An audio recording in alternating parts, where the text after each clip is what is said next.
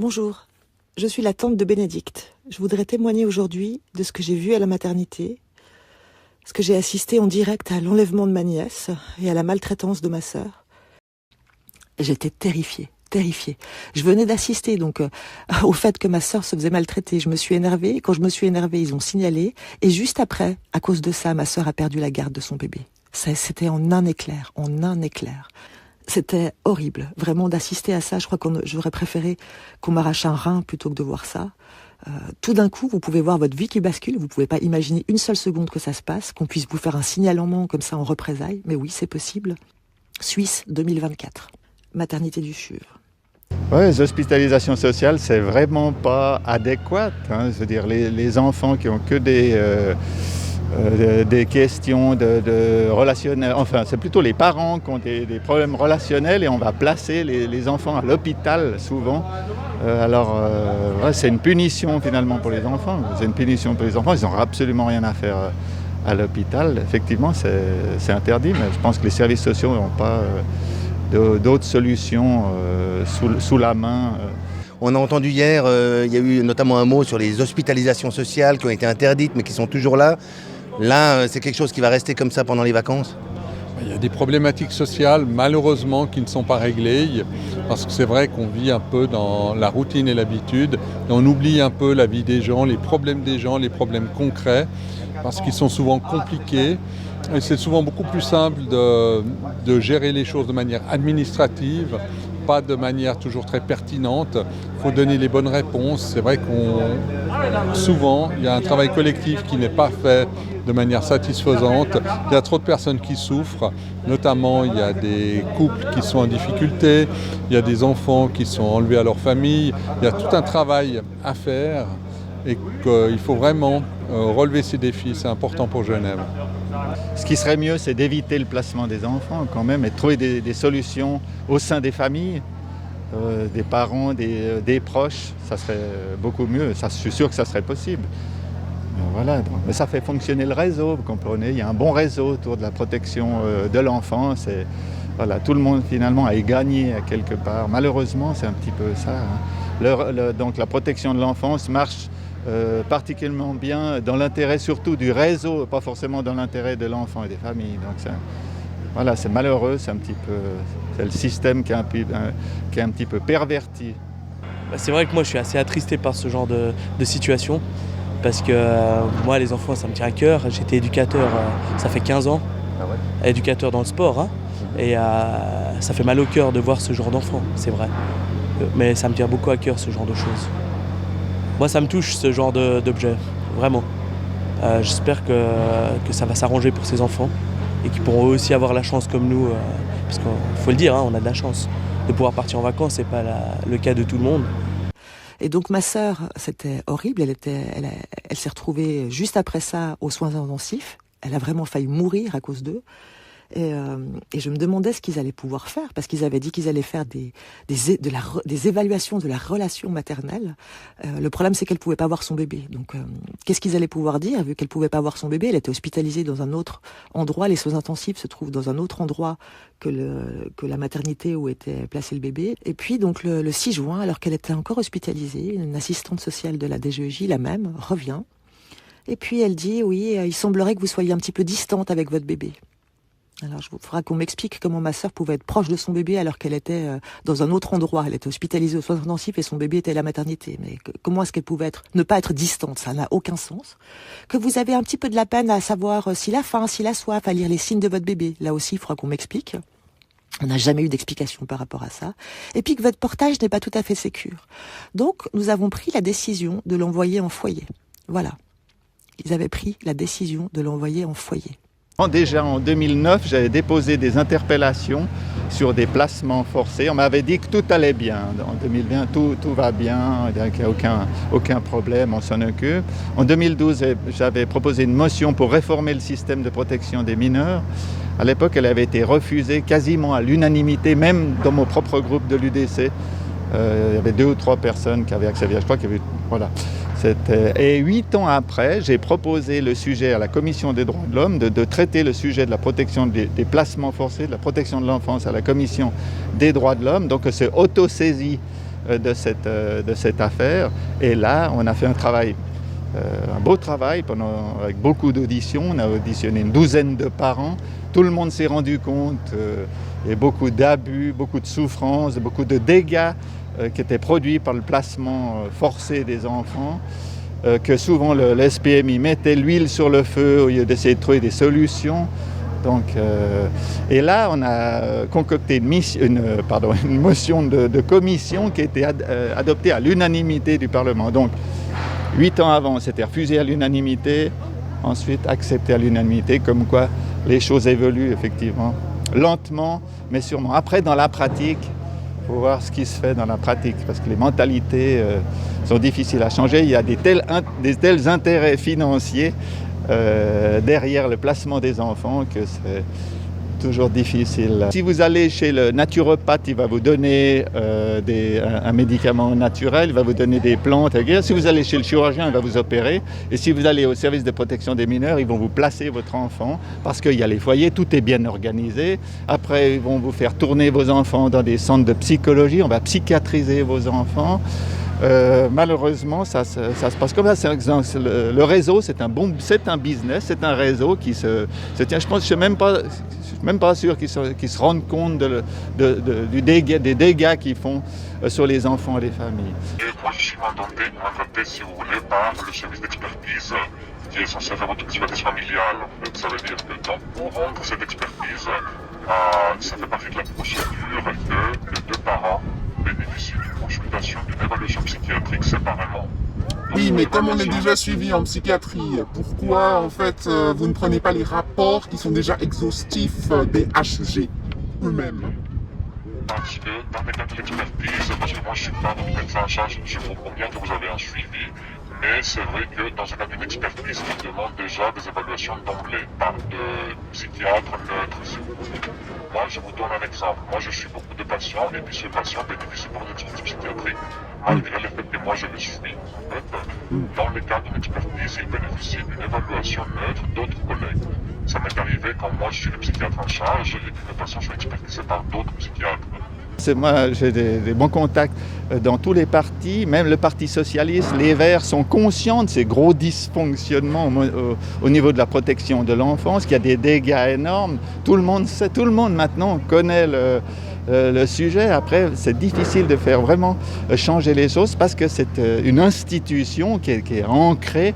Voilà, et donc il faut des années pour prendre conscience que ce qu'on fait aujourd'hui, peut-être ça va avoir des conséquences sur la vie des enfants. Peut-être leur vie durante, ils vont devoir subir psychologiquement, financièrement, socialement, ce qu'on leur a fait, ce qu'on leur a forcé de faire aujourd'hui. Mais on est en constante évolution, c'est la société qui évolue petit à petit. Mais je vous dis, le principal intérêt, à mon avis, le principal problème, c'est l'argent qui est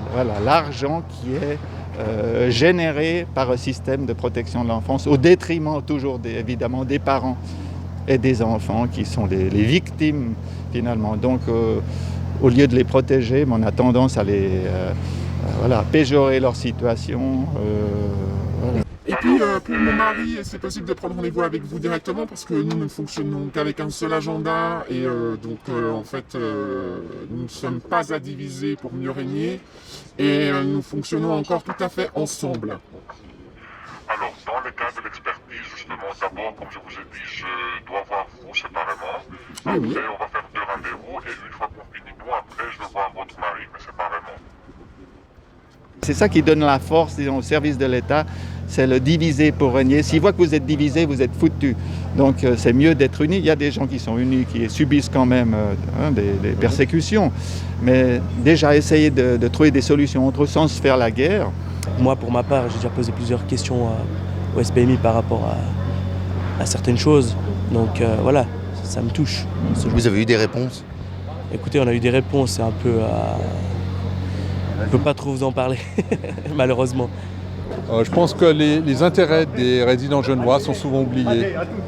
Parce qu'on est trop dans la doctrine, dans le dogmatisme, des grandes idées, des grandes idéologies, et pas tellement pour le bien des habitants de ce canton.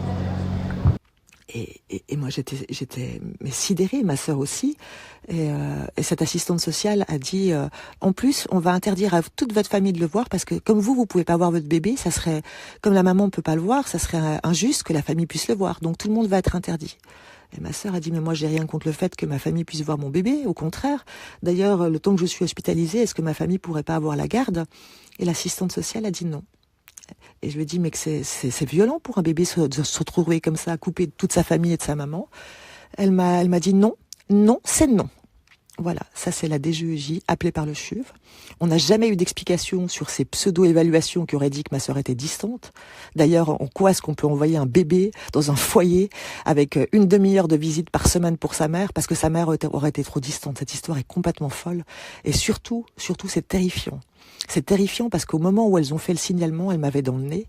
Elles ont commencé à me regarder, cette petite équipe du CHUV, avec des yeux brillants et surtout à regarder ma fille avec des yeux brillants. Et je vous assure que c'est terrifiant parce que j'ai vu qu'on pouvait perdre la garde de son bébé en quelques secondes. Il suffit en fait qu'une équipe malveillante envoie par abus de pouvoir un signalement, même si ce signalement ne contient rien, que vous avez regardé des informations sur Internet et ce genre d'idiotie, eh ben ça peut suffire à faire perdre la garde de votre bébé.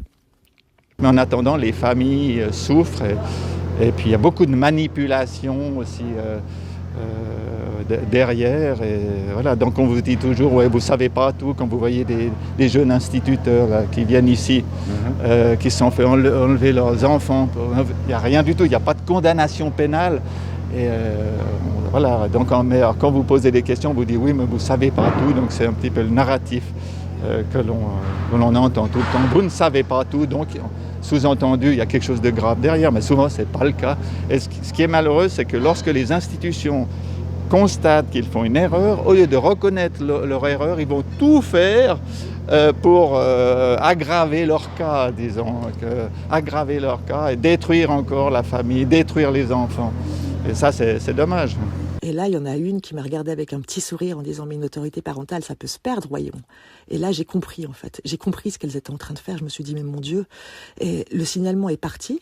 Il est parti d'un coup, comme ça, au moment où je me suis énervée. Et une demi-heure plus tard, il y avait la DGEJ qui était là. Donc, dans le signalement, elles ont dit que ma sœur ne prenait pas assez d'initiatives après sa césarienne, qu'elle avait posé trop de questions sur les biberons, qu'elle avait regardé des informations sur Internet. Et ça a suffi pour qu'une demi-heure plus tard, une personne de la DGEJ arrive, une assistante sociale, dont j'oublierai jamais le visage. Elle est restée 2 minutes avec un petit papier en disant voilà, le bébé est placé suite au signalement. Et puis là, il y avait une membre de l'équipe qui était présente, qui a dit ah oui, c'était un malentendu, c'était vraiment excessif, mais maintenant que c'est fait. Donc ce qu'on va faire, c'est qu'on va regarder le comportement, la relation mère-enfant pendant 4 jours, du 2 au 6 juin, et puis après on prendra une décision. Ce qu'il faudrait, c'est sortir effectivement l'intérêt financier et donner peut-être ce travail à des associations qui travaillent seulement pour l'intérêt général. Mais là, il y a trop d'intérêt. Il y a les éducateurs, il y a les avocats, il y a les centres de psychologie où on fait tourner les enfants. Là. Donc on les psychiatrise déjà jeunes enfants, donc on leur fait suivre des espèces de psychiatrie. On monte les parents les uns contre les autres, on monte les parents contre les enfants contre les parents. Tout est fait pour diviser en fait. C'est le diviser pour régner, ça c'est un grand business, ça fait un grand business qui profite à cette espèce de réseau pour le bien supérieur de l'enfant. En théorie, finalement, mais ça, c'est que le narratif, il faut faire marcher le business. Ma question principale, c'est qu'il y a des suivis médicaux qui sont mis en place sans que je sois au courant. Et vous aussi, vous dites que j'étais absente alors que j'ai des attestations qui prouvent ma présence chez vous, parce que je pense que vous savez que je suis passé au CAPI demander des attestations de présence au rendez-vous et qui attestent que j'étais présente tous les mois. Alors, il y a le fait que ça, vous n'en avez pas parlé, vous avez mis en place les infirmiers qui devaient venir presque au début quotidiennement et ensuite 3 fois par semaine, vu que c'est l'assurance ne prenait pas en charge le reste. Ça, vous ne l'avez pas mentionné non plus au SPMI. Et vous n'avez pas mentionné non plus toutes vos absences, parce que vous avez été régulièrement absent. Donc cette fois-ci aussi, ça fait un moment que vous êtes absent, et puis vous avez annulé le dernier rendez-vous. Et normalement, on avait encore un rendez-vous là au mois de juin avec votre responsable et vous l'avez apparemment annulé aussi. Et puis là, on a un rendez-vous pour le mois de juillet, ça doit faire 2-3 mois, même plus qu'on ne s'est pas vu. Et puis ça, on ne met pas en avant, on met que en avant moi, mes absences, et puis on parle de la régularité de mes présences au rendez-vous, mais si mon psychiatre est absent, je ne vois pas comment je peux être régulière pour mon suivi psychiatrique avec vous. Alors que pourtant, en CAP, si on vérifie, j'y suis et je suis présente. Et là, vous mettez en place avec le SPMI un suivi qu'elle vous demande, et que vous, apparemment, ça vient de elle qui vous demande quelque chose. Et moi, on ne m'en tient pas informé. Ce qui se fait aujourd'hui, ça va ressortir, parce que c'est toujours pas juste, hein. C'est même pire qu'avant, parce que maintenant c'est bien organisé, c'est bien institutionnalisé. Il y a le tribunal de protection de la vie, voilà, donc ils vont conforter des décisions du service de protection des mineurs. Donc c'est difficile d'aller à l'encontre décision, puisque c'est bien, tout est bien organisé, mais ça ne veut pas dire que ce soit juste. Et je pense que l'injustice est la même que celle qu'ont subi les enfants placés entre les années 40 et 80. Bon, je pense qu'il y a du bon travail qui se fait en termes financiers, mais il faut bien avoir à l'esprit que on n'est pas assis sur un tas d'or, mais c'est pas pour ça que la vie des gens se passera bien. On a beaucoup de problèmes sociaux, problèmes humains à gérer. Et ces problèmes humains, il y a beaucoup de souffrance à Genève. Et je crois qu'on devrait avoir une réflexion collective pour améliorer ces problématiques humaines. J'ai vu les dégâts sur les familles, et ce n'est pas forcément des plus faibles. Il y a des familles de gens bien installés, des bons Genevois très riches, qui se sont fait détruire, ruiner, massacrer. Des gens qui deviennent après des véritables cas sociaux. Le seul fonctionnement normal des institutions, lorsque vous dites la vérité, lorsque vous dénoncez les dysfonctionnements, vous êtes puni. On ne va pas traiter les dysfonctionnements, on va traiter votre cas en vous persécutant et en faisant en sorte de vous faire taire. Voilà, ça marche comme ça. Juste pour vous dire que, en fait, moi, je suis mandaté de faire votre expertise et après, l'expertise du père des enfants, en fait. Moi, je vais faire les deux. Mais je vais commencer par vous d'abord et par la suite, je vais convoquer aussi le père de vos enfants. Comment, en fait, vous arrivez de manière objective à définir que tel parent, en fait, il a, on va dire, le Graal pour devenir parent? Ça, c'est une question qu'il faut poser plutôt à mes collègues qui effectuent l'exercice familial. Donc, je vous répète, moi, je vais m'occuper de vous, pas en tant que maman, mais en tant que personne en dehors de la question de la maternité et de la parentalité.